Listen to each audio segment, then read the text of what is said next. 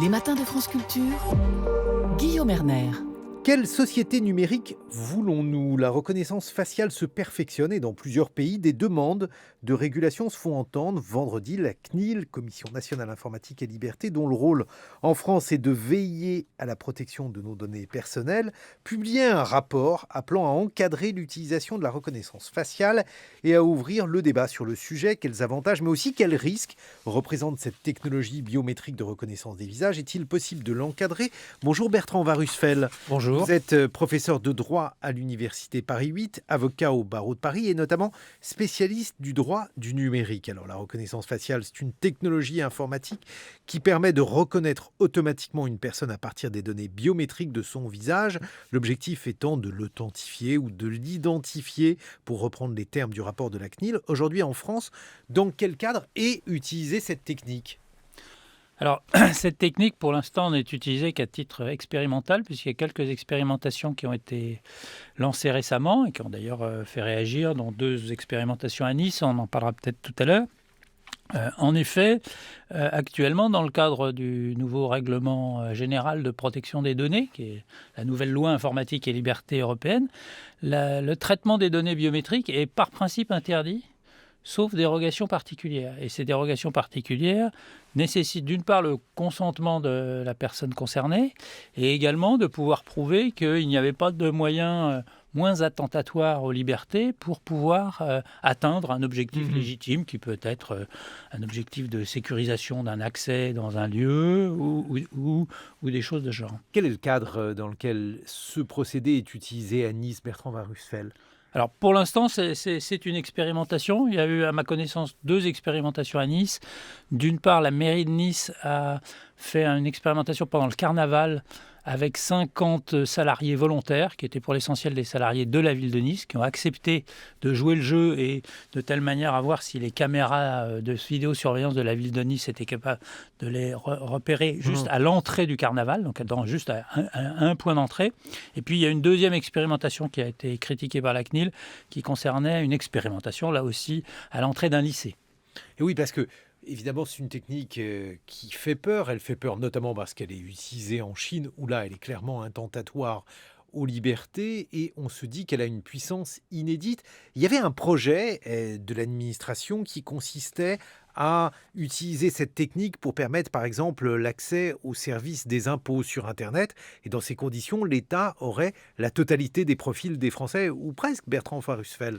Alors, il y a toujours un projet qui s'appelle Alicem et qui est actuellement, dont l'expérimentation va commencer, et qui est un projet qui vise à permettre à des citoyens de pouvoir accéder à des services importants les concernant. Ça peut être les services des impôts, les services d'état civil, etc., sans avoir besoin de prouver leur identité avec des pièces officielles. Il y a un certain nombre de choses. Quand vous voulez faire votre passeport, quand vous voulez faire votre carte d'identité, etc., vous devez produire un certain nombre de pièces d'état civil, etc. Là, grâce à un système de reconnaissance biométrique, vous en seriez dispensé. Alors là-dessus, il faut quand même faire une distinction.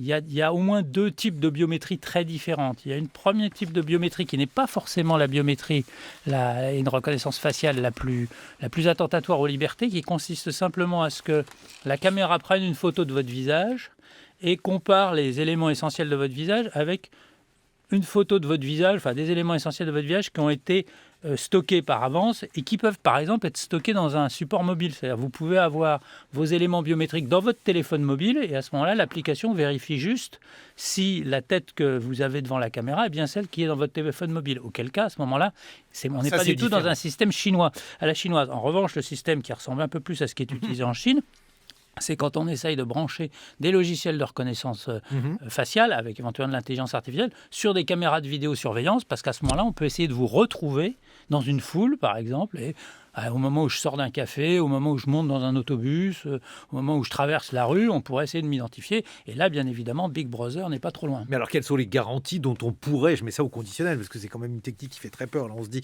que si la main droite de l'État a votre visage pour, par exemple, le service Internet des impôts, rien ne lui interdit que la main gauche, la main policière, par exemple, l'utilise, Bertrand Warusfel. Oui, alors le principal élément, j'allais dire, de régulation, ça va être la CNIL. Le RGPD dont j'ai parlé tout à l'heure, donc la nouvelle loi européenne sur la protection des données, a renforcé considérablement les pouvoirs des commissions de contrôle, et donc la CNIL française, la Commission nationale de l'informatique et des libertés, a un rôle à jouer, et elle le fait notamment en matière de biométrie, puisque c'est elle qui doit établir des règlements types qui seront les documents qui définiront le cadre d'utilisation. Cependant, et c'est la limite de la réglementation européenne, pour des raisons d'intérêt public, l'État pourra toujours mettre en place un certain nombre de dispositifs de biométrie après avis de la CNIL. Et la CNIL a déjà fait savoir à plusieurs reprises qu'elle n'était pas forcément d'accord avec toutes les expérimentations ou toutes les orientations de l'État.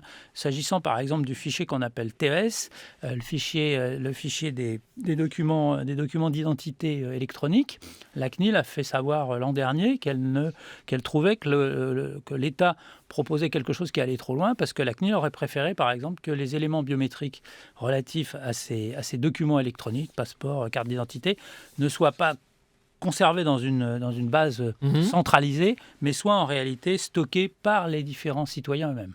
Mais si on prend d'autres fichiers, par exemple, le fichier des empreintes génétiques, celui-ci, il est utilisé par la police. Qu'est-ce qui empêcherait l'État de considérer qu'il y a là, je ne sais pas moi, un cas de force majeure et d'utiliser la reconnaissance faciale pour une opération de police qui pourrait d'ailleurs être légitime ou pas, mais ensuite c'est le lien qui serait évidemment problématique, Bertrand Warusfeld. Alors, la CNIL, toujours elle, a depuis 1978, donc c'est très ancien, un pouvoir très important qui est d'envoyer des magistrats de la commission pour aller fouiller dans les fichiers de l'État, y compris les fichiers classifiés, les fichiers secrets, les fichiers de la police, les fichiers du renseignement.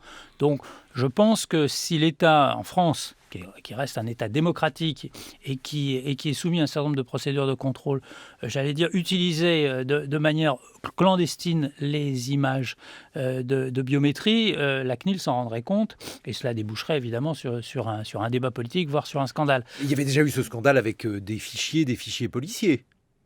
Des fichiers policiers qui contenaient des informations. Alors, il y avait différents types de fichiers, mais en tout cas, à minima, une polémique, Bertrand Warusfeld. Oui. Les services de l'État sont faillibles, et puis il peut y avoir des conditions sécuritaires qui poussent éventuellement la police ou le service de renseignement à aller un petit peu plus loin que ce que la loi leur permet. Il faut savoir qu'en matière de renseignement, vous avez également une deuxième commission de contrôle qui joue un rôle relativement actif, qui est la Commission nationale de contrôle des techniques de renseignement, la CNCTR, et qui elle aussi a un plein accès au tiroir et au placard des services de renseignement. Dernière question, est-ce que moi, je peux refuser dans ces conditions de donner mon visage pour ces procédés de reconnaissance faciale ? Alors c'est une bonne question. A priori oui, parce que l'article 9 du Règlement général de protection des données de 2016 dit qu'effectivement une des conditions pour que ces systèmes de reconnaissance faciale puissent être mis par exception en rôle, c'est le consentement du citoyen. Et donc la CNIL demande notamment à ce que tous les programmes de reconnaissance faciale qui pourraient être développés permettent aux citoyens de refuser de les utiliser. Néanmoins, lorsqu'il y a des questions d'intérêt général qui sont en jeu, et notamment en matière policière ou en matière judiciaire, on peut imaginer qu'à ce moment-là, ceci s'impose sans votre consentement. Merci Bertrand Warusfeld. Je rappelle que vous êtes professeur de droit à l'Université de Paris 8 et avocat au barreau de Paris.